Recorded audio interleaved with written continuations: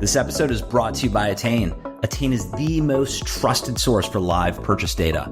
Backed by consumers, built for marketers, Attain delivers measurement, activation, and analytics solutions to drive business outcomes based on live, trusted purchase data.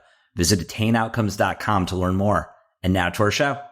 Hello, and welcome to episode 4 of Why with me, Jeremy Bloom.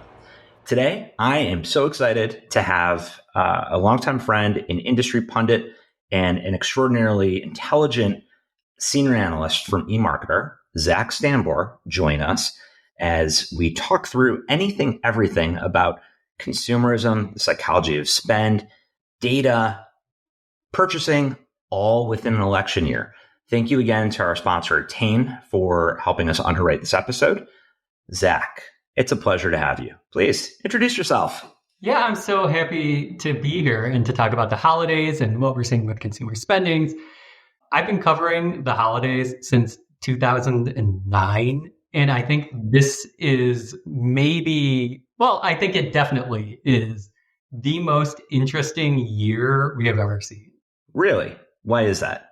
So just starting with what we're seeing in terms of consumer spending and consumer behavior, we just put out our Q2 earnings report looking squarely at the retail and e-commerce space at eMarketer.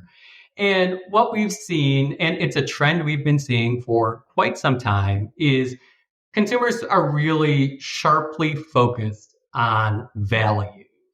And that doesn't mean low price.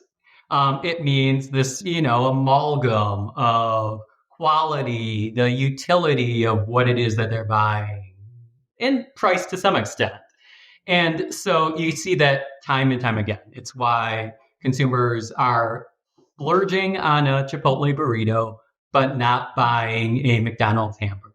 It's why they're going to Walmart and buying some name brand products at low prices, but not going to Dollar Tree. And so this is just a trend that we're seeing time and again with each company reporting. At the same time, consumers are spending. Their Q2 GDP just got revised up, largely on the back of consumers. Retail sales through the first 7 months of the year are up 3.7% once you pull out auto parts, and gas. But the ways in which consumers are spending is a little funky. They're not spending on big ticket items. They're not buying appliances. They're not buying any of those big consumer electronics by and large. They're focusing on just, the everyday stuff that they need and want, and, apparel and that sort of stuff. They're perfectly willing to pull out their credit card and spend on.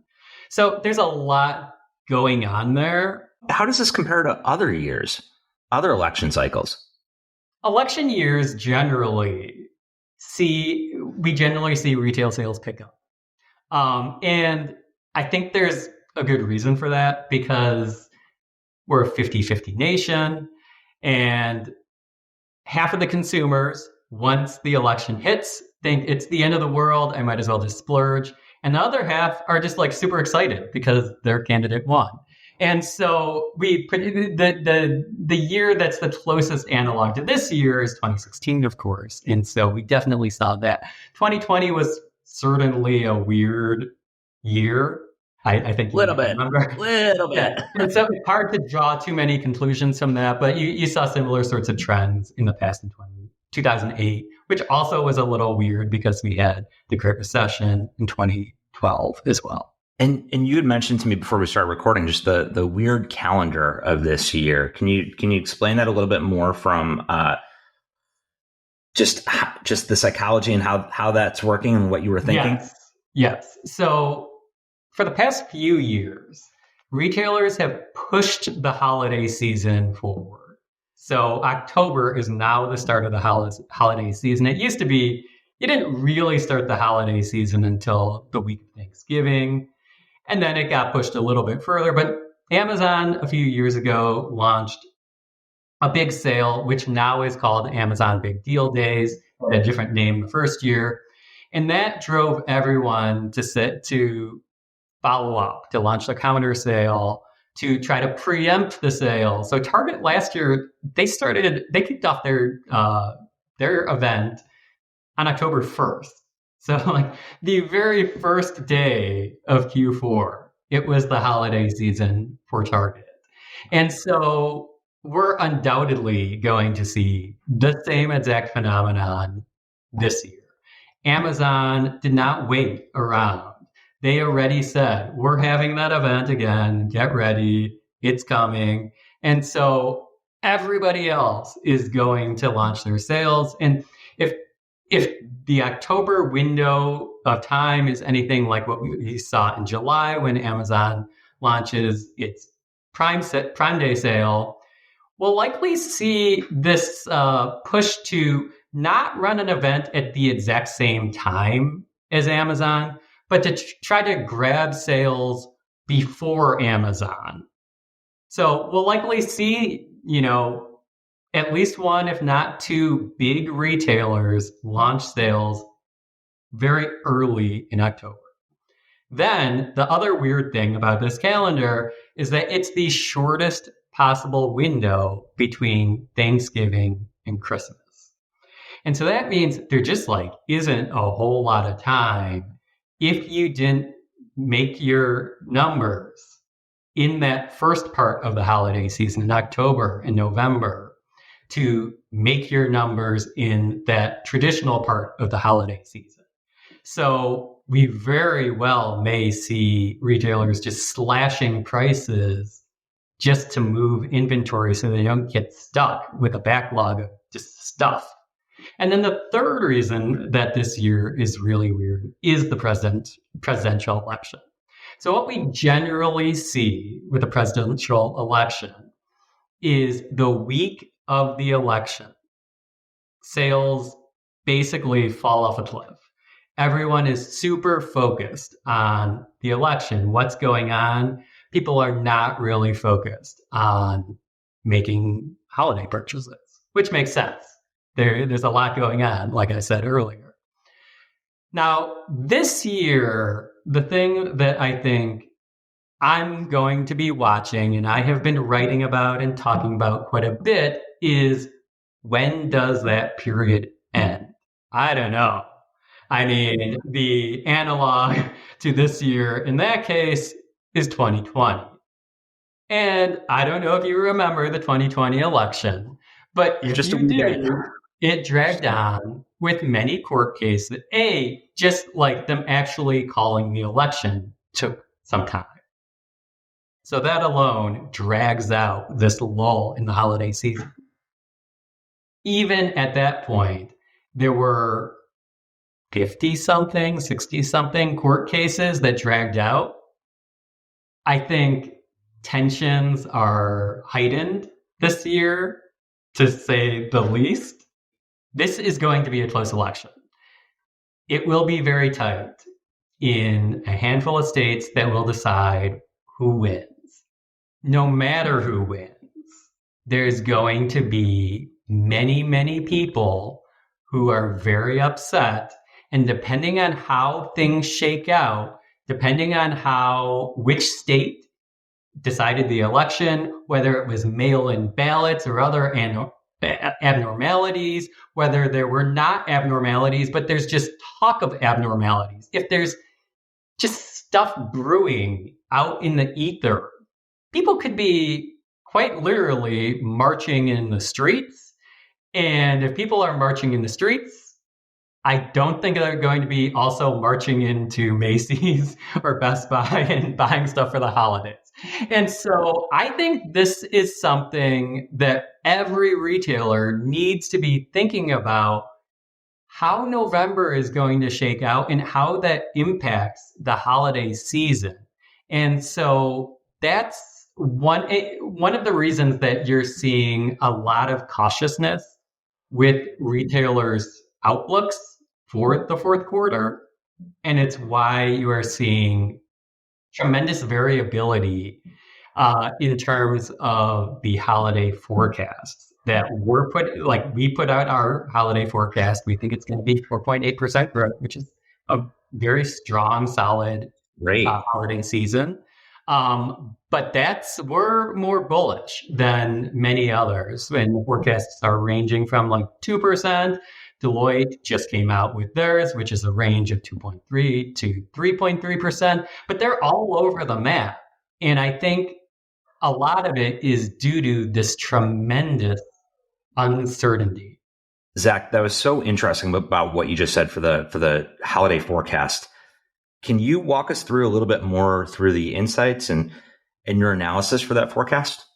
Yeah, so I think there's good reason to be bullish with the notion that there is uncertainty ahead for this holiday season. Wages are up, inflation is down, consumer confidence, which I think is an indicator that is not quite as useful as it used to be, but is poised to go up. And we're going to see at least one rate cut. And I think the rate cut is really important here because the rate cut itself is not going to make much difference in people's lives. It won't make much difference in terms of their ability to borrow and buy stuff. But I think it's a powerful signal that we've turned a corner, that we are achieving a soft landing and that things are okay. And so I think that signal could drive some consumers to decide, maybe I will spend a little bit more.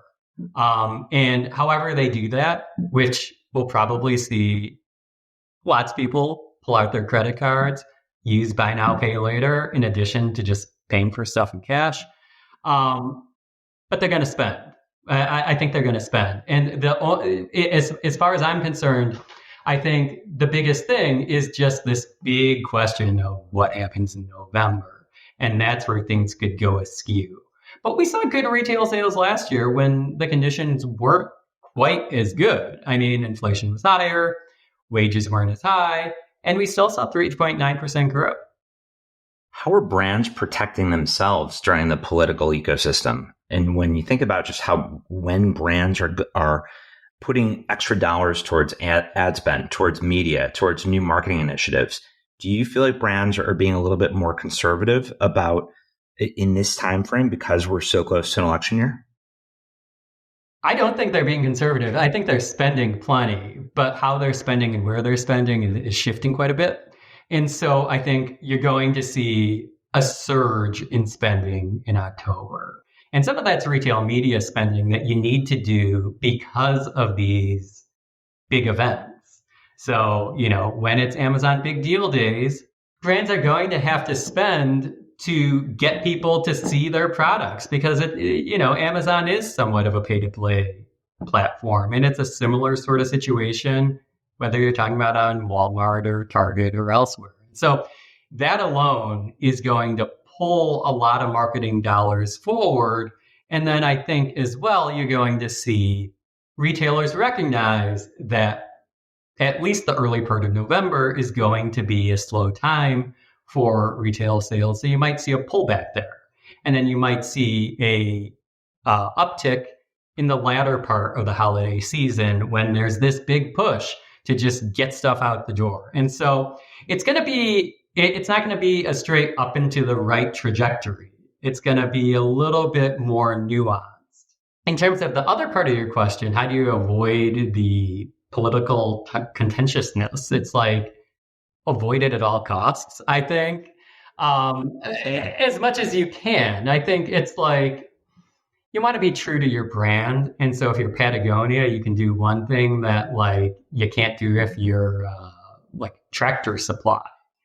And so you have to know who you are and you have to align your marketing message and the way you're approaching your marketing messages with some awareness of that. And I think that's certainly heightened over the past year and a half plus in the wake of that Dylan Mulvaney blowback, which, I mean, I don't know how much we want to get into that, But, Bud Light had a small scale campaign with a transgender influencer that was like literally peanuts for a company as large as AB InBev.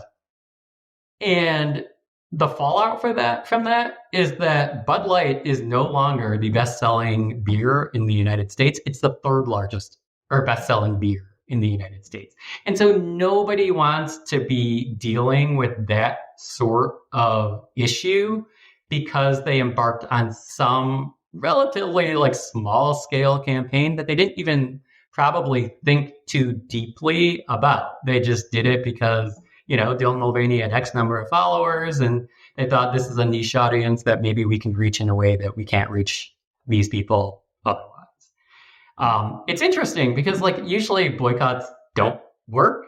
When the Dylan Mulvaney scandal broke, I don't really think it's a scandal, but the story unfolded. I went back and looked at what are some of the boycotts that have unfolded over the past year and what happened.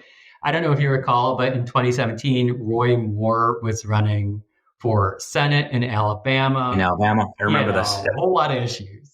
He was on Sean Hannity's show, and Keurig pulled their ads from Sean Hannity's show.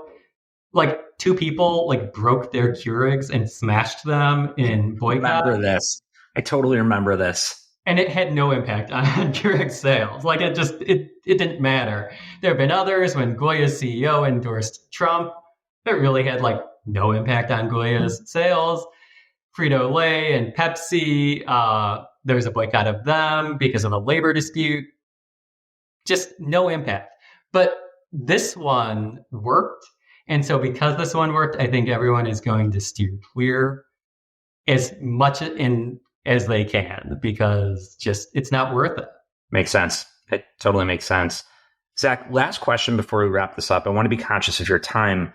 Just as with the increase of AI in retail, how can marketers ensure that their messaging resonates with both politically active and disengaged consumers during this heated election period?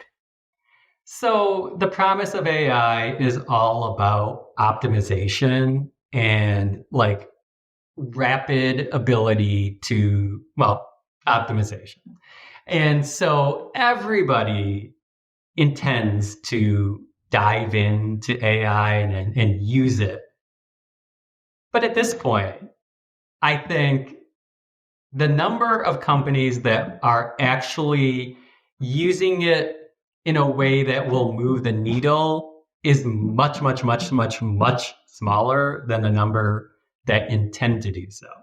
That said, it's all about optimizing and figuring out the right messaging that resonates with your particular customer base at that particular time. And that's a really powerful tool that just you didn't have in your arsenal, a few years ago. A few years back. Zach, before we head out, any other just words of wisdom or overall predictions that you have for our space? So my big prediction that I don't think is that out there is that this is going to be a holiday season in which these Chinese e-commerce companies are going to have Shine, a big role. Shein, Temu, and then TikTok Shop as well. And the Chinese adjacent, because lots of them aren't actually headquartered in China. Salesforce has a prediction that I think it's $1 in $5 will be spent on those platforms. I don't think it's going to be that high, but I think it's going to be much higher than a lot of people think. And as consumers look for value, they certainly provide that. And their ads are everywhere. They're inescapable. And so I think a lot of people are going to click on those ads and they're going to buy stuff. And that's going to have an impact not only on them, but also other retailers that then need to react and figure out, what do we have to do to capture sales ourselves and not lose share to these players? Zach, this has been fantastic. It was so good hearing your analysis, your predictions, and just how you look at our space And so thank you for joining us on our 4th episode of Why. Thank you to our series sponsor, Attain. You can go to attainoutcomes.com. Zach, thank you, my friend. We appreciate it. Thanks, everybody.